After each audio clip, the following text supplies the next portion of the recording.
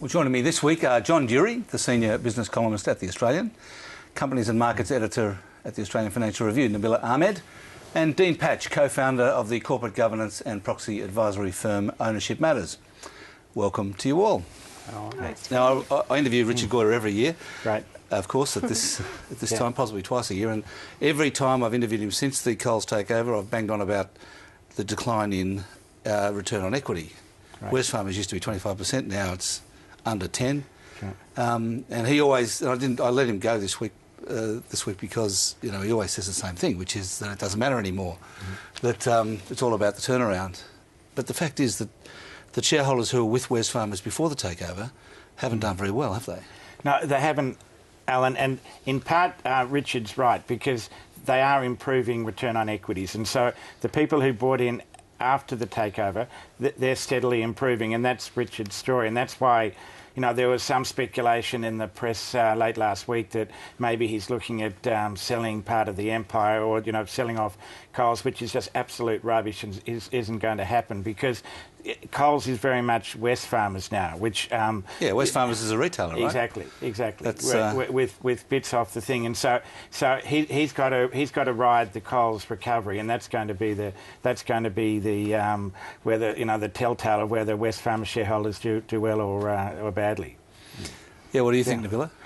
Well, I mean, Coles is managing to beat Woolworths, aren't they? And that's the key. And Coles shareholders who were bought out by Wesfarmers, they'll be thrilled because he's done really well for them.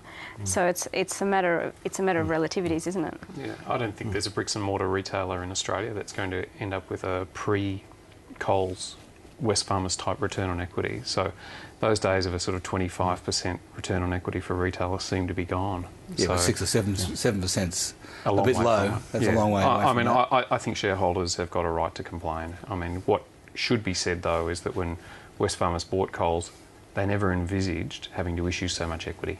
It was a leverage play, and when the global financial crisis emerged, they just simply couldn't borrow. So it's about sometimes you show as much... They had a choice. They had a choice, and they were going to go with the private equity model, weren't they? It was going to be a joint venture. And then the private equity firm pulled out, and they decided to push the button. So I don't think we should feel sorry for them. But sometimes you show as much acumen getting out of a bad situation as you do getting into a good one. Absolutely. And they couldn't have predicted that. So, we've been a critic, particularly of rewarding management for with huge bonuses, Richard included, for managing a larger company while simultaneously destroying returns for shareholders. But in some way you have to wipe the slate clean. Well, confirming what you're saying about retailers generally, JB Hi-Fi came out with a profit warning this week. Its shares were down 5% after the company said margins were being hit hard by discounting. This was Terry Smart. He put out a statement saying that while the expected discounting is expected to continue over the next quarter, he didn't believe it was a long-term structural change. In fact, in the briefing afterwards, he said it was irrational and unsustainable. And he seemed to be having a crack at some of his competitors for being irrational. Yeah. Well, and they've since come out and confirmed that they are discounting. Everyone pointed their finger at Gerry Harvey, at Harvey Norman, because Terry Smart said these guys are selling at 30% below cost, which is just obviously lunacy. If you ask Gerry Harvey that, he'll just brush it off. Well, in fact, you asked him, didn't you? You had a yak to him on Friday. Exactly, and he just brushed it off, and he said, he described this as just the most extraordinary period he's seen in retailing, because the competition is so fierce, prices have come down so much. He's selling TV sets, as we know, for $500, which we're selling at $5,000 2, 3, 4 years ago, which is just quite extraordinary. The big hope for JB Hi-Fi, Harvey Norman, is the technology. We're going to get new products. We're going to get a new TV set that's going to cost $3,000, and maybe the new technology is going to be the way out. But right now, I don't think it's structural. I think it's sort of more than cyclical. I think it's the structural change that's hitting those retailers. And I think it's going to take them more than one more quarter to really get out of it. I mean, I don't know anyone who wants to pay full price on anything anymore. We're just so used to discounting, and that's not just electronics, that's in everything.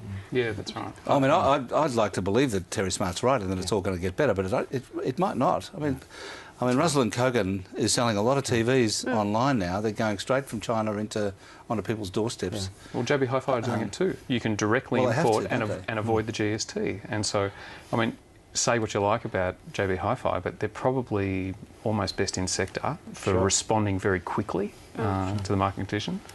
They are. And the example I like to bring up, though, is Apple. If you look at all of this is going on, Correct, yeah. an Apple computer has cost $1,200 to $1,300 for as long as we can all remember, I think.